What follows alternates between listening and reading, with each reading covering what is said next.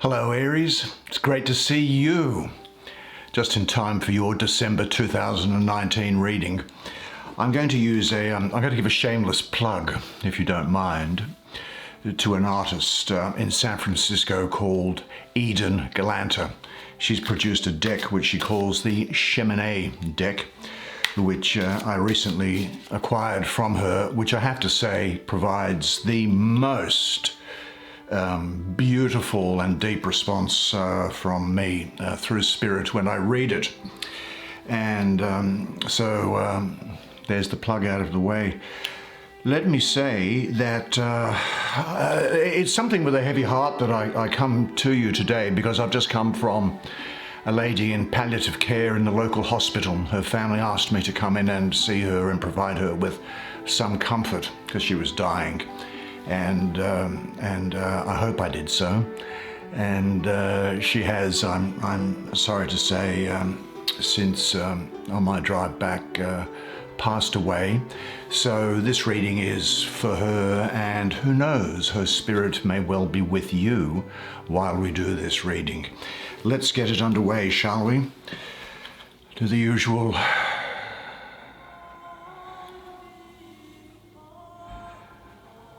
There we go. There is the infusion of spirit into the cards. Let's see what there is in store for you this month, December, the month of Christmas, the month of Hanukkah, and a couple of very important Hindu ceremonies as well in December. So let's see what there is. Who's coming first? Let's pull something from in here. That one's jumped. That is the Two of Staves. That is the Seven of Swords. I hope you enjoy the images on these cards as much as I do. I think you will, because I know that you're very discriminating, and I know that you're interested in the artwork and the cards that we use when we do our readings together, you and I. So let's see what there is here. Major Arcana number 6, Love. Here is the Prince of Cups. And what is there finally for you? Let us see what there is in store. There's two come out. I'm going to choose this one because it's closer to my hand for no other reason. And that is the Four of Discs. Okay, as usual, why don't you come, sit down next to me, have a look at the cards, and let's look at them together while I do the reading for you. All right, now I told you that these cards were pretty, didn't I? This card here, the Major Arcana 6 with Love, and this card here, the Seven of Swords, really I think need to be read together. And in doing so, we're going to look first at this card, the Seven of Swords. Here we have, I think, this number of swords going into the limb of a tree and a butterfly. The tree seems to be bleeding, and the butterfly supping from the blood of that tree. Here is a sword which I take to be a central sword, which is surrounded by 6 other swords. And these other swords are saying to me at the moment, because this is a sword saying, I want to do something. These other swords are saying, I can't do it because it's too hard. I haven't got the energy. I can't do it because if I try to communicate what is going on, nobody is going to understand me. I can't do this because nobody loves me.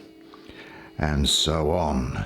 There's no luck on my side, and so on. There's not enough time to be doing something, and so on. The events are too unclear around me as to what the outcome may be. And so there is, I think, in here a sense of pervading insecurity, or a sense of futility in the way that you may be approaching things at present.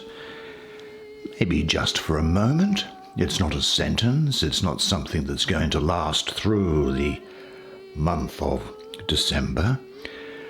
But I'm getting these feelings because I see the moon ruling the third decan of Aquarius. Yeah, the moon ruling the third decan of Aquarius. The lord of unstable effort.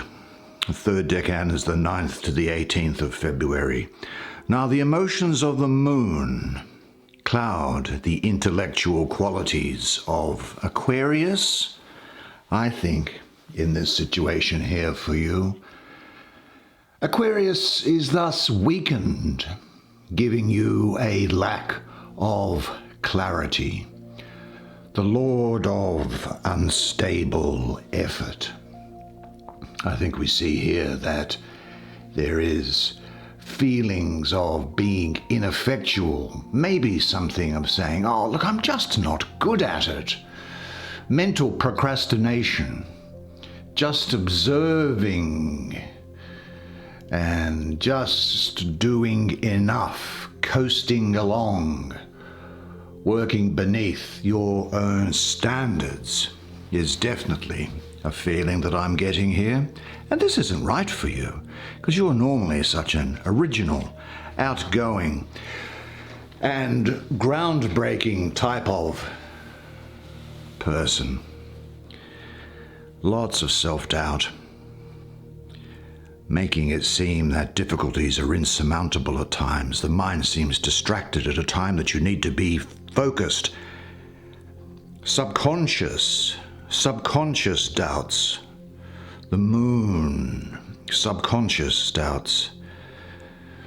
You know, there is an angel, Manukoel, and that angel's name substitutes for the name of the word Lord in Psalm 38, verse 22 of the Hebrew and Old Testaments. Do not abandon me, O Lord, my God, be not far from me. Be not far from me. Do not abandon me. And it goes on in verse 23 to say, hasten to my aid, O Lord, and be my deliverer. Now, meditating on those verses, Psalm 38, verses 22 and 23, your impulses towards self-pity, retaliation, and revenge are swept away, and it will replace your thinking with understanding that you are the creator of your own circumstances, and what you have created, you can change. And I think there is I must say, an even more powerful message that's coming here. And I'm going to place it above this card of the Lovers at the moment, so that we can see it. This butterfly, which is there in the card, seems to me to say, look, there is the real spirit of you. These swords are sticking into a tree, which seems to be the material sense of you. This is you in matter, but this is the real you. You find these swords sticking into a tree, and you feel as if you are wounded internally, hurt, bleeding, suffering inside. And yet, the real you understands that this is all an illusion, and I feed on this because these things make me stronger. You know, it is very important for you to remember this. There is nothing you cannot be, there is nothing you cannot do, there is nothing you cannot have. You are the most magnificent, the most remarkable, the most splendid being God has ever created. For who could reject such wondrous magnificence? But you do not know who you are. You think you are a great deal less. You are your own rule maker, and you are the only one who can assess how you are doing. All you see in the world is your idea about it. Life will take off for you when you choose for it to. And there are cards here suggesting it. An idea becomes a thought. A thought becomes a word. Say the word out loud. Words have power and reverberate throughout eternity. A word becomes an action. And if you are going to do it, start. Then go all the way. Do it. Do it. Seize it. Rejoice in it. And let no power on earth take it from you. I am going to have a look at this card now, the Lovers. Let's have a closer look at it, shall we? Here we have twin angels. Obviously, this is a Gemini-associated card. For me, one can see the angels in here, winged as they are, joined in union with one another. You know, the interesting thing is that before you came here, and as I say came here, I didn't say start here, I said came here. You came here, you were one unity with the divinity and with everything else.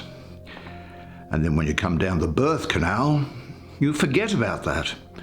You forget these great unity that exists between you and all things. And this here we have a sign of division, being two, and yet still unity. We crave unity. Now the astrology of this for me is Mercury ruling Gemini. The children of the voice divine, the oracle of the mighty gods, that's who they are. And the meaning of this card really centers around the reconciliation of opposites. There is, I think, a need for you to look at all angles before making a decision, and this decision is one that is coming up here when we get to it. You could be a mediator or a peacemaker during this time. I see that people are going to come to you and they're going to say, "Can you help me with this problem that I have? What should I do?" And the advice that you give them will be good. It will be sensible, and it is going to bear fruit. I think you need to perhaps be thinking about harmony in relationships, not just any close relationship that you have with somebody, but a relationship that could also extend within the workplace, within society at large. Understand that you are unified to society at large. It may sound like a bummer some of the time, but nevertheless, it is true, because in every single thing, wherever you turn, anything you look at, there is the face of the divine. I have the feeling that there may well be a need for you to be making quite a major life choice on the direction ahead of you. Now, this may not be something that appears to be major at the time that you make it, but you will look back upon this period and you'll say, "Hey, you know, he was right. He was right. I did then make that major decision. And I went in this direction, and I went in this direction rather than over there." There could well be also a mutual sexual attraction during this period. Now, these things don't look sexual at all, but nevertheless, I very much do have the feeling of attraction, sexual attraction. But because this is a major arcana, it doesn't mean to say that it's going to be a one-night stand. It's not going to be a fling. If it is there and it is acted upon, it is something I think that is liable to spend some time ahead. And this doesn't mean to say just for those that are single and on the market. But this also is about reinvigoration of existing relationships. You know, I'll also say this, and this energy is coming up from this card here, and it is choosing to know something means you can't unlearn it. It's like a choice to leave the Garden of Eden. It's a turning point. It's a turning point. And this card is a turning point in the Major Arcana series. I think you'll have a very good, almost an extraordinary gift of understanding and getting on with people of all ages, an acute awareness of paradox, of opposition and polarity. I think, well, if you're not a therapist or a counselor, you certainly could well be good as a sort of an amateur therapist or counselor during this period, as I've said. I think you'll make a choice about something. You may say to yourself, look, I'd rather not deal with this, but you will. And this is likely to make quite a difference to your life. There could also be, when I say previously, choosing to know something means that you can't unlearn it. It means that you may well be choosing to stay ignorant of something. Now, like the Gemini twins here, there are two sides to every occasion. So look out for polarity, look out for nuance, look out for difference in things, and don't take things at first glance. Now we're going to have a look at him, or her, as it is the case, which is the Two of Staves. Now here we have an interesting depiction by the artist. The woman who is the central protagonist of the card is adopting the pose of a dancer or of a ballerina, a dancer, somebody who wishes to remain suspended in the air, there forever. And isn't that what dancers seek? When they leap, they seek to stay suspended in air for as long as they can. Or if you want to take a sporting analogy to it, it's like a football player, perhaps, who sees the touchdown line and leaps and wants to stay in the air as long as is possible, travel as much ground as is possible in order to get into the touchdown zone. This figure, this ballerina, I'll call her, is suspended between two staves, as the artist calls them in this deck. Two. Of course, it's wands in ordinary tarot. They give me a sense of masculinity here. I'm getting that phallic symbol around it. So I'm having this is very yang, and this is very yin. So there's that balance there. It's the balance of the female principle and the male principle. There's a great deal of creativity here waiting to come to burst. There is a sense, I think, that at present what has happened is that you have had the inspiration to do something. And what now is that you are formulating the desire to make something happen, the desire to impregnate the vehicle that will turn your inspiration, gestate it, and deliver it into reality. That is the situation, I think, that you are in.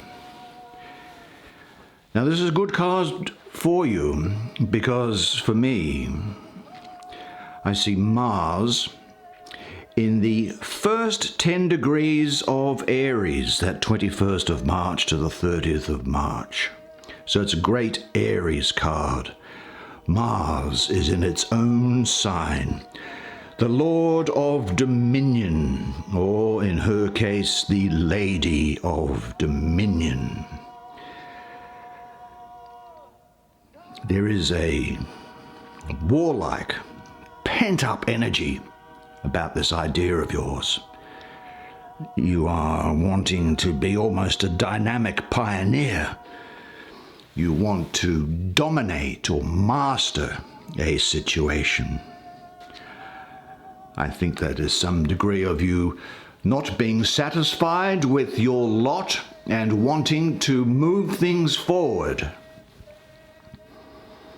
I think you are becoming overcome by boldness, courage, fierceness, and I have to say, in some degree, a little bit of shamelessness. Generous and proud, but also a certain amount of, well, I have to say it, revenge and resolution, I think, is going to accompany you during this period. I think really what it is this is suggesting that your will, is becoming to rebel against its predisposed boundaries. And this has come hell or high water. You'll be using your willpower to break through stagnant situations and remove long-standing blocks. This is a time to act. Act on instinct. There is an eye in the center of this chest, may be difficult to see. That is almost the third eye on this woman. So act on intuition, act on instinct. And what you believe to be right without overthinking the situation. I think you will have dynamic leadership ability during this period, and people will recognize that in you. You will be capable of building, making things happen. Impregnate, use that. This energy here is it's almost the built-up desire of the male that wants to impregnate the female. So that's what you are spiritually and mentally. You've got this desire which is built up, and you seek to impregnate the vehicle that is going to grow your idea and make it happen. Now, interestingly, it's followed here by this card. The Four of Discs. Now, quite an interesting set of objects on here. A woman in the middle of the card. I notice that she has 2 drops of breast milk coming from her. She has got 2 teardrops coming from her eyes, but I think that they are from tears of joy rather than from of sadness. Through here, you can see that her sex is opened up. Now, in this orb, there is a child. The child is drawn almost as if it's a crucifix. And of course, you would all be familiar with the passion story of the Gospels in the Christian tradition, where the Jesus character is, before he is to be, well, arrested, tried, and then executed through the day. He's sitting in a garden and says, praying, saying, "Father, take this cup from me, but your will, not my will." And what he means, of course, is, don't let this happen to me. I would really prefer this not happen, but do it anyway. And then he goes through the period of torture. Now, in a way, that's a little bit like how the spirit is in life, isn't it? The spirit descends into matter, incarnate, and has troubles that occur to it. It's whipped, it's scourged, it's spat upon, it goes through tribulations. In a sense, it's almost as if it is then crucified in death. But in the Christian tradition, the Jesus figure cries out, my God, why have you forsaken me?" And yet, the figure has not been forsaken. The figure then rises from the dead. The spirit rises from the dead, comes back home. The spirit comes back home, having had its journey in life. So a child, here is the egg contained within the female. the sperm contained within the male, and a celestial sphere on this tree. Well, there's 4 of discs. Says what? It says to me that, well, I think first of all the number 4 is fantastic because it's about power, it's about stability. Jupiter is the planet that governs the power 4 for me in this situation. This is the Lord of earthly power, this card. And for me, it is the Sun ruling the 3rd decan of Capricorn, that 13th to the 21st of January.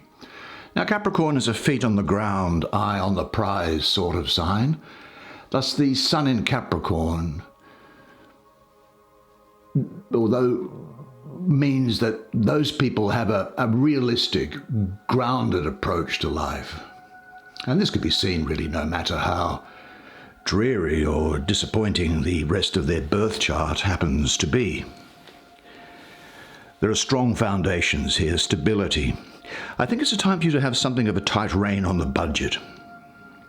You will, I think, be quite financially cautious and considering saving for the future, but certainly protecting yourself, having that savings for a rainy day, because one day it always does rain.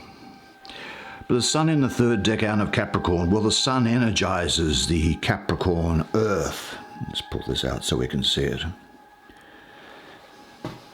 Yeah, the Sun does energize the Capricorn earth. And material benefits and power are the result. Now, the Sun in astrology is the symbol of your dynamism or power. And Capricorn is the application of that power in a useful way. So I think that this is what's going to be happening with you. This is about manifestation, integrity, character. And you have character in spades. The mistress of earthly power. I think what we can say here is that there is a sense, really for me, that this is a very materialistic card. It's a very materialistic card. There's a need for you to be balanced, to retain that, and this is talking about that, your ability to see opposites and to understand that there are 2 sides to every situation, to maintain that balance that exists, bring things into balance. And of course, we are coming straight into Capricorn, aren't we? Because Capricorn is the last week of December.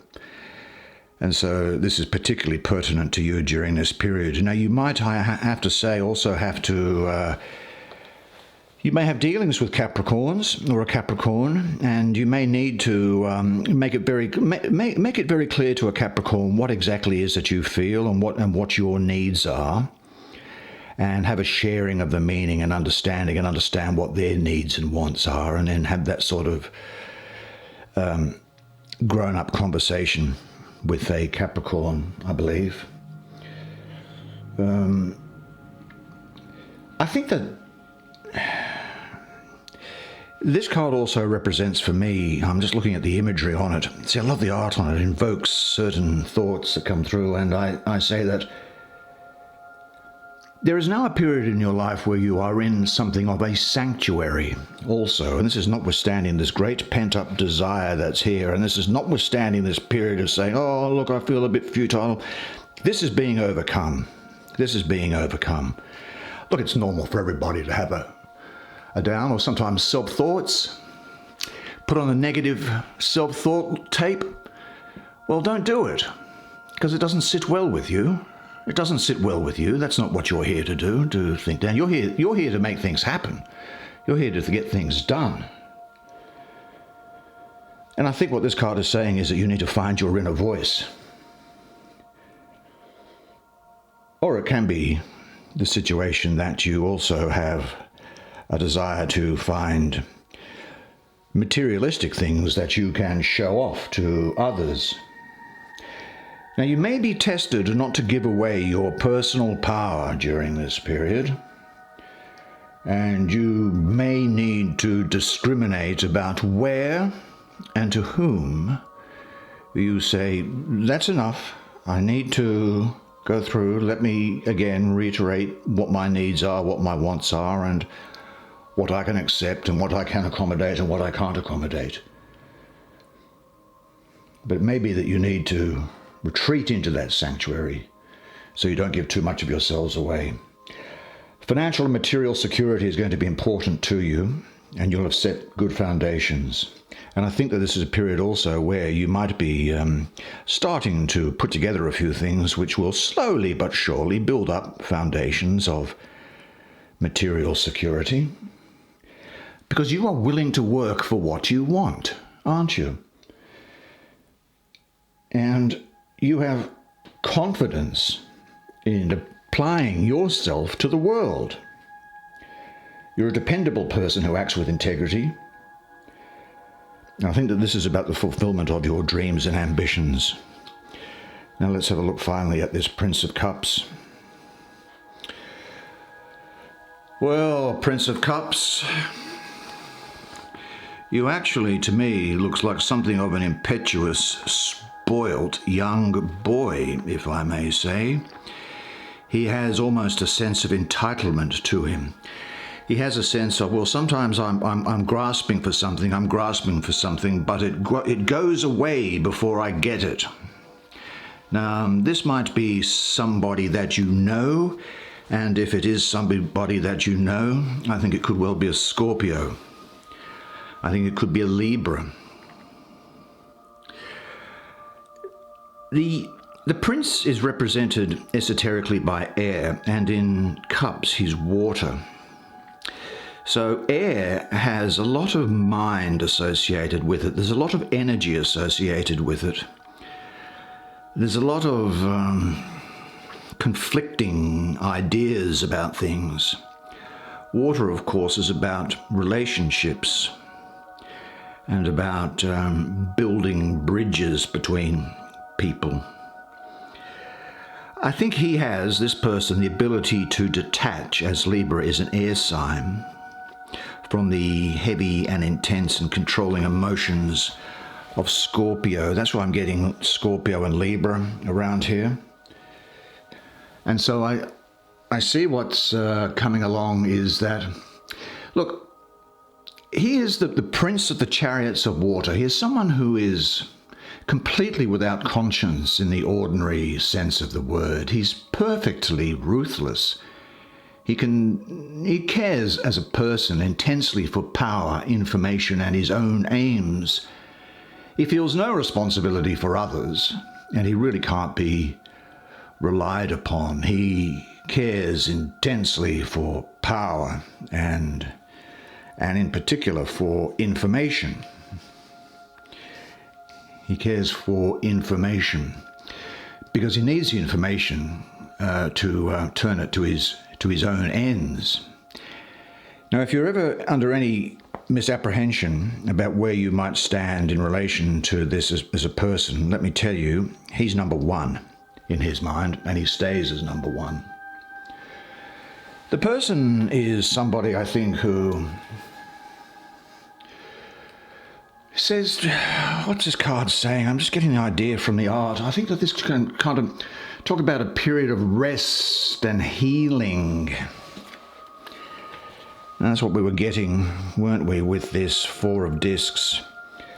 Rest and healing that's probably necessary after a period, sometimes of trauma in one's life. And this really allows you to mend before you go back out for a more productive phase. But if he's saying that if you're not using this time wisely, then you can have a repeat of the cycle. In the Prince of Cups, it comes about when he exhausts himself from periods of passion and loss, as presented by the influence of Scorpio. Sometimes I can feel that he's talking about his expectations haven't been fulfilled, and there's a sort of a feeling of sadness and disappointment about him. So what you need to do is see that you've set realistic goals, and you need to be careful to make sure that you don't shut yourself away and stop trying to move your life forward after a period where you've taken some sort of a thought in your own mind that, oh, things are futile. This is saying that it's important to move forward. But he's also saying that there is here, I think, the great potential for balance and harmony. There is an intensity with him that resonates with Scorpio that I think is in him. And this energy adds an emotional depth to sex and gives it intensity. It doesn't just mean getting sexual fulfillment, but it means getting the most out of life, living it to the full, using the energy of your Aries to move things forward. He may appear calm, but it masks an intensity which can make him volatile. He's got a lot to offer, immense ability, but he can't be relied upon. His main responsibility is to himself, and he can be secretive, hiding his deepest desires. Somebody who may well be in the arts or in the music fields or entertainment, I get the feeling of. And he can shed insight with other people's lives very well, because he's usually, or she has usually done it all. But at worst, this person can be cruel, reckless, and selfish. I think in summary what this card is saying to you that you need to follow the song that is in your heart, to go where you want and where you will find joy. That's the way it is for you this month. There we go. December. Your December reading. I hope you enjoyed that as much as I enjoyed giving it to you. Now, don't forget, make sure you check out your 2020 yearly reading. Just search for me, Nigel 2020, in your sign, and you'll get it. I thought you were fantastic during that reading. You were outstanding, and you played your part to perfection. And really, all that remains for me to say is this, that you are a legend, and I look forward to seeing you next month. Until then, bye for now.